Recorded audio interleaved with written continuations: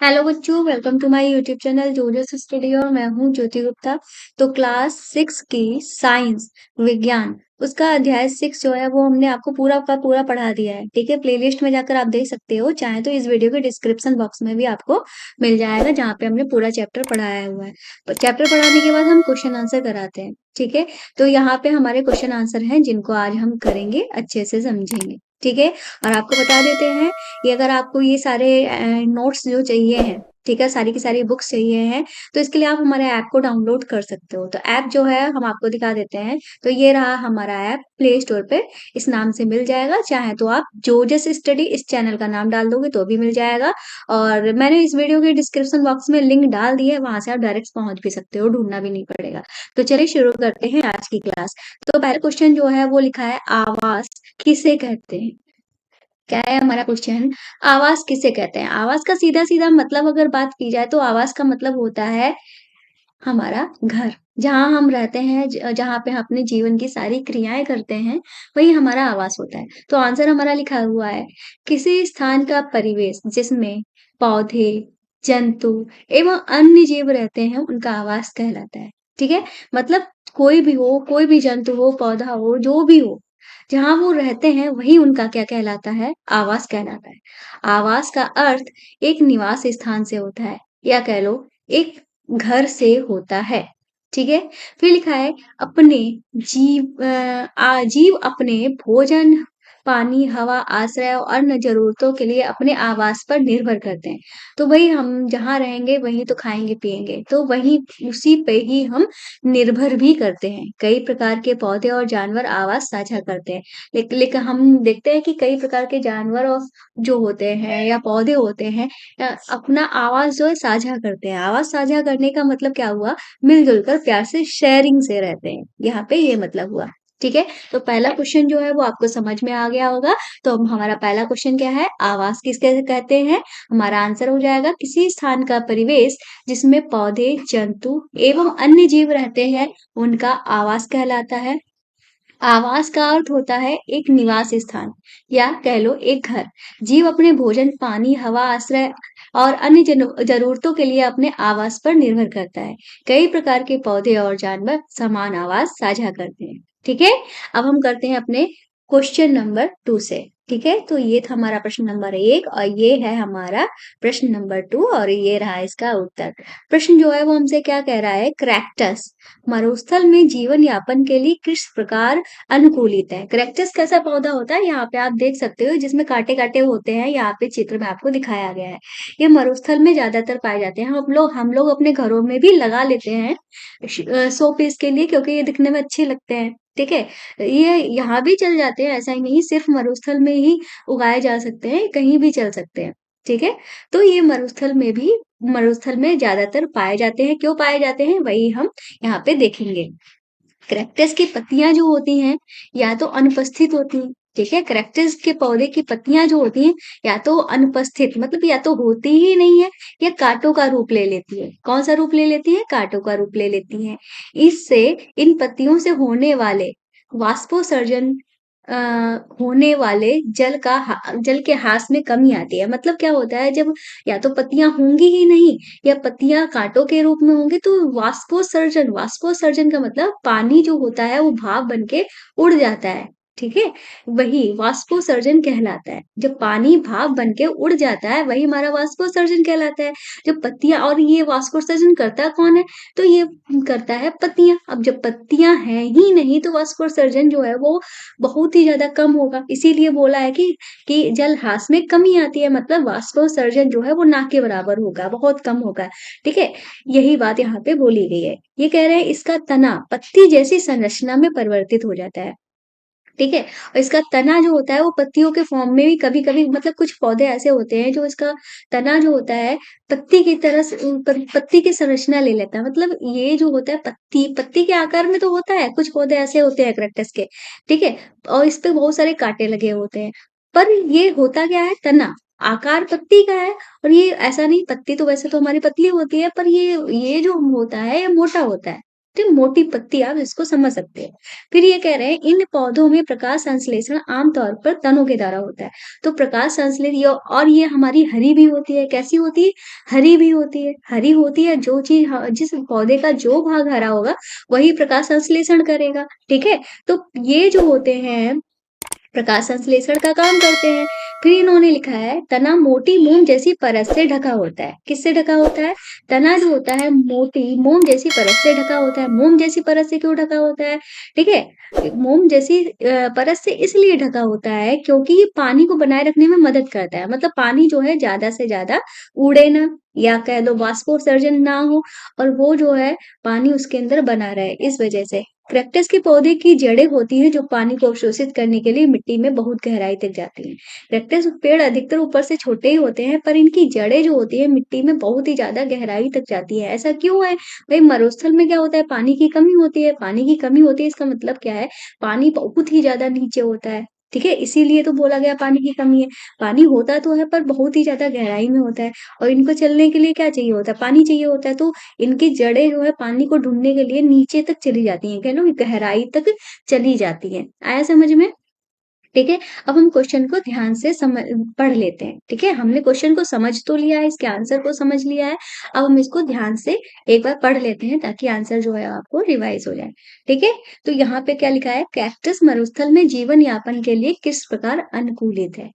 ठीक है, आंसर हो जाएगा कैक्टस की पत्तियां या तो अनुपस्थित होती हैं या कांटों का रूप ले लेती हैं। इससे इन पत्तियों में होने वाले वाष्पोत्सर्जन जलहास में कमी आती है। ठीक है, ये यहाँ से काट दो। जलहास में कमी आती है। इसका तना पत्ती जैसी संरचना में परिवर्तित हो जाता है। इन पौधों में प्रकाश संश्लेषण आमतौर पर तनों के द्वारा किया जाता है। तना मोटी मोम जैसी परत से ढका होता है जो पानी को बनाए रखने में मदद करता है। कैक्टस के पौधों की जड़ें होती हैं जो पानी को अवशोषित करने के लिए मिट्टी में बहुत गहराई तक जाती हैं। ठीक है, तो ये हो गया हमारा क्वेश्चन नंबर 2। अब चलते हैं नेक्स्ट क्वेश्चन पे। तो नेक्स्ट क्वेश्चन जो है वहां पे लिखा है रिक्त स्थानों की पूर्ति करो। क्या करना है हमें? रिक्त स्थानों की पूर्ति करना है। तो भाई कर लेते हैं। पहले क्वेश्चन में कहा है पौधे एवं जंतुओं में पाए जाने वाले विशिष्ट लक्षण जो उन्हें आवास विशेष में रहने योग्य बनाते हैं, तो उसको हम क्या कहते हैं? ठीक है, तो इसी को ही वो क्या रहने योग्य बनाते हैं? भाई हम जब कहीं किसी जगह के रहने के योग्य होते हैं, मतलब हमारे और उसके बीच में क्या हो गया है? अनुकूलन हो गया है। ठीक है, क्या हो गया है? अनुकूलन। तो हमारा यहाँ पे क्या आ जाएगा? अनुकूलन हमारा यहाँ पे आंसर आ जाएगा। ठीक है, अब सेकंड वाला देखते हैं। ये कह रहे हैं स्थल पर पाए जाने वाले पौधों एवं जंतुओं के आवास को आवास कहते हैं। कौन सा आवास कहते हैं? तो जंतुओं के आवास को हम स्थलीय आवास कहते हैं। भाई स्थल पे जो रहेंगे तो उनके आवास को हम क्या कौन सा आवास कहेंगे? स्थलीय आवास कहेंगे। ठीक है, क्या बोलेंगे? स्थलीय आवास। मतलब स्थल पे रहने वाले जो हमारे घर होते हैं उनको स्थलीय आवास। जैसे कि हमारा जो घर होता है वो भी कैसा आवास है? स्थलीय आवास है। यहाँ पे लिखा है वे आवास जिनमें जल में रहने वाले पौधे और जंतु रहते हैं, वो कौन सा आवास भाई? जल में रहते हैं, तो वो हमारा कौन सा आवास हो जाएगा? वो हमारा हो जाएगा जलीय आवास। तो यहाँ पे हमारा क्या आ जाएगा? जलीय आवास। फिर लिखा है मृदा जल एवं वायु किसी आवास के घटक है। किस आवास के घटक है? तो भाई ये अजैव घटक है, मतलब जीवित नहीं है। घटक तो है पर जीवित नहीं है। ठीक है, तो इनको हम क्या कहेंगे? अजैव घटक। भाई मृदा मिट्टी हमारी जीवित है? नहीं।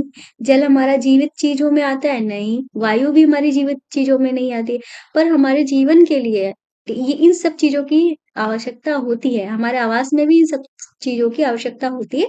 इनके बिना हम जीवित नहीं रह सकते, ये हम कह सकते हैं। पर ये जो है खुद जो होते हैं वो अजैव घटक होते हैं। फिर लिखा है हमारे परिवेश में होने वाले परिवर्तन जिनके प्रति हम अनुक्रिया कहते हैं। ठीक है, करते हैं। जिनके प्रति हम क्या करते हैं? अनुक्रिया करते हैं। भाई जिसके प्रति अनुक्रिया हम करते हैं उसको हम उद्दीपक कहते हैं, उद्दीपन कहते हैं। क्या बोलते हैं? उद्दीपन बोलते हैं। तो हमारा यहाँ पे क्या हो जाएगा? उद्दीपन। मतलब किसी चीज को हम एक एग्जाम्पल की तरह यूज कर रहे हैं, ठीक है? तो वो हमारा उद्दीपन कहलाता है। क्या कहलाता है? उद्दीपक कहलाता है और जब हम क्रिया करते हैं तो वो उद्दीपन कहलाता है, ठीक है? हमारे परिवेश में होने वाले परिवर्तन जिनके प्रति हम अनुक्रिया कहते हैं, उन्हें हम क्या कहते हैं? उद्दीपन कहते हैं। फिर नेक्स्ट जो हमारा क्वेश्चन क्या है? वो है हमारा क्वेश्चन नंबर 4। निम्नलिखित सूची में कौन निर्जीव वस्तुएँ हैं? निर्जीव वस्तुएँ बतानी है, बहुत ही ज़्यादा ईज़ी है, ठीक है? निर्जीव वस्तुएँ बतानी है तो हमने यहाँ पे इस तरीके से उत्तर में निर्जीव वस्तुएँ जो हैं वो लिख ली हैं, ठीक है? तो हल जो है वो हमारा निर्जीव है। छत्रक, छत्रक मतलब छत्र, ये हमारा क्या है? निर्जीव है कि सजीव? छत्रक मतलब यहाँ पे छत्रक से छाते से मतलब नहीं है, यहाँ पे छत्रक मशरूम से मतलब है, जो कि एक हम पौधा भी बोल सकते हैं, ठीक है? वो तो हमारा जीवित होता है। सिलाई मशीन हमारी क्या है भाई? जीवित चीज़ थोड़ी ना है, रेडियो भी हमारी जीवित चीज़ नहीं है, नाव भी हमारी जीवित चीज़ नहीं है, जलकुंभी भाई जल में वो पड़े-पड़े बढ़ती है, केंचुआ भी हमारी जीवित चीज़ों में आता है। तो अब आपको पता चल गया है कौन-सी चीज़ें हमारी निर्जीव है। हल है, सिलाई मशीन है, रेडियो है और नाव है। तो क्वेश्चन 4 भी हमारा हो जाता है कंप्लीट। अब करेंगे हम अपना क्वेश्चन नंबर 5। तो यहाँ पे आप क्वेश्चन नंबर 5 को देख रहे हो। ठीक है? क्वेश्चन नंबर 5 जो है इसमें क्या कहा गया है, यहाँ पे हम उत्तर डाल देते हैं। क्वेश्चन नंबर 5 में कह रहे हैं किसी ऐसी निर्जीव वस्तु का उदाहरण देना है जिसमें सजीवों के 2 लक्षण दिखाई देते हैं। ठीक है? क्या दिखाई देते हैं? सजीवों के 2 लक्षण दिखाई देते हैं। तो हमें जैसे कि सजीव का लक्षण क्या है? चलना या कह लो गतिवान होना। तो भाई हम हमारी कार है, बस है, कोई मशीन है, ये सब क्या करते हैं? चलते हैं। ठीक है? पर ये है क्या? निर्जीव। ठीक है? मनुष्यों की तरह या कह लो किसी जंतु की तरह जो जिनमें गति होती है, उनकी तरह गति तो दिखती है। ठीक है? ऊर्जा ग्रहण करते हैं। ठीक है? मतलब ऊर्जा ग्रहण करने का मतलब भाई इसमें ऊर्जा के लिए क्या करना पड़ता है? पेट्रोल डालना पड़ता है। क्या डालना पड़ता है? पेट्रोल डालना पड़ता है। कोई मशीन है, उसमें भी डीज़ल या पेट्रोल की ज़रूरत पड़ती है। ठीक है? ये सब क्या क्यों दिया जाता है? क्योंकि इसको ऊर्जा मिले और ये ऊर्जा से क्या करे? गति करे। ठीक है? तो हमने एग्ज़ाम्पल में क्या लिया है? बस, मशीन। आप कोई भी चीज़ ले सकते हो। आप सिलाई मशीन ले सकते हो, कार ले सकते हो। ठीक है? इस तरीके से कोई भी ऐसी चीज़ ले सकते हो एग्ज़ाम्पल में, कोई ज़रूरी नहीं है आपको यही लिखना है। आप ये सब चीज़ें भी ले सकते हो जो गति करते हैं, उनको चलने के लिए क्या कर दिया जाता है? ऊर्जा के लिए कुछ प्रोवाइड कराया जाता है। ठीक है? और पर वो होती कैसी हैं? निर्जीव वस्तुएँ होती हैं। बहुत ईज़ी क्वेश्चन था। अब करते हैं अपना नेक्स्ट क्वेश्चन जो कि है हमारा 5वां। ठीक है? 5वां क्वेश्चन जो है वो हमसे कह रहा है निम्न में से अच्छा उत्तर जो है वो हमारा यहाँ पे नहीं है। ये कह रहे हैं निम्न में से कौन-सी निर्जीव वस्तुएँ किसी समय सजीव कांच थीं? ठीक है? हमको बताना है कौन-सी निर्जीव वस्तुएँ हैं जो किसी समय पे सजीव कांच थीं। ठीक है? मतलब किसी सजीव कांच एक समय वो किसी सजीव कांच थीं, पर बाद में वो निर्जीव चीज़ों में आ गईं। कहने का मतलब ये है, पहले वो सजीव चीज़ों का एक हिस्सा थीं। ठीक है? तो वो भी सजीव कहलाईं, पर बाद में वो क्या हो गई हैं? निर्जीव हो गई हैं। जैसे मक्खन, चमड़ा यहाँ पे उदाहरण दिए हमने तो इसमें से बताना। तो मक्खन जो था वो पहले किसके अंदर था? ठीक है? जानवर के अंदर था। मतलब दूध था जानवर के अंदर, दूध से ही मक्खन निकाला गया। जब मक्खन अलग से हमारा निकाल लिया गया, तो वो निर्जीव हो गया। चमड़ा की बात करें, चमड़ा जो होता है जानवरों की खाल से बनता है। पहले ये किस पे था? ये खाल किसकी थी? जानवरों की। मतलब जानवरों के पास थी तो वो सजीव थी, सजीवों का अंश थी। पर जब अलग कर दिया गया तो ये निर्जीव बन गया। मिट्टी तो हो ही नहीं सकता। ठीक है? ऊन जो था बिल्कुल पहले ऊन जो थी वो किसके पहले ये ऊन क्या थी? बाल थी। किसके? जानवरों के बाल थे। भेड़ों के, ठीक है? इन सब के बाल थे, पर जब इनको काट दिया गया तो वो क्या बन गया? निर्जीव वस्तु बन गया। बिजली का बल्ब, इसका कोई लेना-देना नहीं है, ठीक है? खाद्य तेल की बात करते हैं, खाने का तेल। तो खाने का तेल या तो हम पेड़ों से निकालेंगे या तो जानवरों से निकालेंगे। तो पहले ये तेल निकालेंगे किससे? किसी जीव से निकालेंगे ना। तो पहले वो क्या थी? जीव के पास थी तो सजीव थी। जब अलग कर दिया गया उससे तो वो निर्जीव बन गई। नमक, नमक तो भाई पहले भी अलग था, अब भी अलग है, ठीक है? और सेब की बात करते हैं तो सेब जो है पहले किसका हिस्सा था? पेड़ का हिस्सा था। पेड़ का हिस्सा था या हम कह सकते हैं एक सजीव चीज़ का हिस्सा था। पर जब वो टूट के अलग हो गया तो ये क्या हो गया? निर्जीव हो गया। रबड़, ठीक है? रबड़ भी पेड़ों से बनती है। ठीक है? पहले सजीव के पास थी, फिर बाद में निर्जीव के पास हो गई। तो हमारे आंसर कौन-कौन से हो जाएँगे? मक्खन, चमड़ा, ऊन, खाद्य तेल, सेब और रबड़। नेक्स्ट क्वेश्चन करते हैं। ये है हमारा प्रश्न नंबर 7। ये कह रहे हैं सजीवों के विशिष्ट लक्षण सूचीबद्ध कीजिए। ठीक है? तो हमें सजीवों के लक्षण बताने हैं, तो हमने आंसर में लिख दिया है सजीवों के विशिष्ट लक्षण। पहला हमारा लक्षण है उन्हें भोजन की आवश्यकता होती है। वह कोई भी जीव हो जो जिंदा है, ठीक है? उसको भोजन की ज़रूरत होती है। दूसरा है वो श्वसन करते हैं और उत्सर्जित करते हैं। ठीक है? क्या उत्सर्जित करते हैं? ठीक है? उत्सर्जित करते हैं मतलब उनमें श्वसन होता है या हम कह सकते हैं कि उनमें साँस जो होती है या वो ठीक है, ऑक्सीजन वगैरह जो होती है, कार्बन डाइऑक्साइड वगैरह जो होती है, उनमें आदान-प्रदान चलता रहता है, उसको उत्सर्जन बोला गया है, ठीक है? तो पहला हमारा क्या हो गया भोजन की आवश्यकता होती है, दूसरा है श्वसन करते हैं और उत्सर्जित करते हैं, ठीक है? फिर लिखा है अपने पर्यावरण पर प्रतिक्रिया करते हैं, मतलब जो हमारा पर्यावरण होता है उसके प्रति अपनी अनुक्रिया दिखाते हैं या कह लो पर्यावरण पर प्रतिक्रिया करते हैं। फिर प्रजनन करते हैं, बढ़ते हैं और गति दिखाते हैं, मतलब प्रजनन करते हैं मतलब बच्चे पैदा करते हैं, ठीक है? प्रोसेस कोई भी हो सकता है, बढ़ते हैं, ठीक है? गति दिखाते हैं। तो ये थे कुछ लक्षण। अब करते हैं प्रश्न नंबर 8 पे, ठीक है? प्रश्न जो है हमारा 8 क्या कह रहा है? भई प्रश्न नंबर 8 जो है, ये कह रहा है घास के मैदानी क्षेत्रों में रहने वाले जंतुओं का को अपना अस्तित्व बनाए रखने के लिए तीव्र गति क्यों आवश्यक होती है? इन्होंने संकेत दिया है घास स्थल आवासों में छिपने के लिए वृक्षों की संख्या बहुत कम होती है। ठीक है? तो इन्होंने क्या बोला है, घास के मैदानी क्षेत्रों में रहने के लिए वाले जो जंतु होते हैं, अपना अस्तित्व बनाए रखने के लिए क्या करते हैं? ठीक है? तो आंसर हो जाएगा घास के मैदान में पेड़ और छिपने के स्थान कम होते हैं। घास के जो मैदान होते हैं, वहाँ पेड़ और छिपने के स्थान कैसे होते हैं? कम होते हैं। जानवर जो होते हैं शिकारियों जैसे शेर, बाघ, भेड़िए आदि की चपेट में हैं। वे केवल जीवित रह सकते हैं और बच सकते हैं, यदि वे तेजी से भाग सकते हैं इसलिए जानवरों के लिए घास के मैदानों में जीवित रहने के लिए गति महत्वपूर्ण है जो वहाँ रहते हैं। सीधा-सा मतलब क्या है वही वही बड़े-बड़े जो जानवर होते हैं, जो शिकारी जानवर जैसे कि हमारे कौन से बोले गए हैं शेर, बाघ, भेड़िया, ठीक है? इनसे बचने के लिए क्या होता है भई जो छोटे जो जानवर होते हैं, ठीक है? उनमें गति ज़्यादा होती है। क्यों गति होती है? क्योंकि भगवान ने इसी तरीके से हर चीज़ का प्रोसेस बनाया है। जैसे हिरण है, हिरण को शेर-वेर खा रहा है तो हिरण के पास स्पीड बहुत ज़्यादा होती है, ताकि वो भाग सके। हम यहाँ पे आपको ये डायग्राम सिखा देते हैं। भई जो ये जो हमारा ज़ेब्रा बना हुआ है, ठीक है? ज़ेब्रा को कौन खाएगा? बात की जाए तो ज़ेब्रा को खाने वाला है हमारा शेर। हिरण को कौन खाएगा? तो हिरण को खाने वाला है हमारा शेर, क्योंकि ये छोटे जानवर हैं, ठीक है? और शेर को अगर कौन खाएगा तो बात आएगी, शेर को कौन खा सकता है? तो शेर अगर मरा पड़ा हुआ है तो शेर को खाएगा गिद्ध, ठीक है? और बात करते हैं घास कौन खाएगा फिर?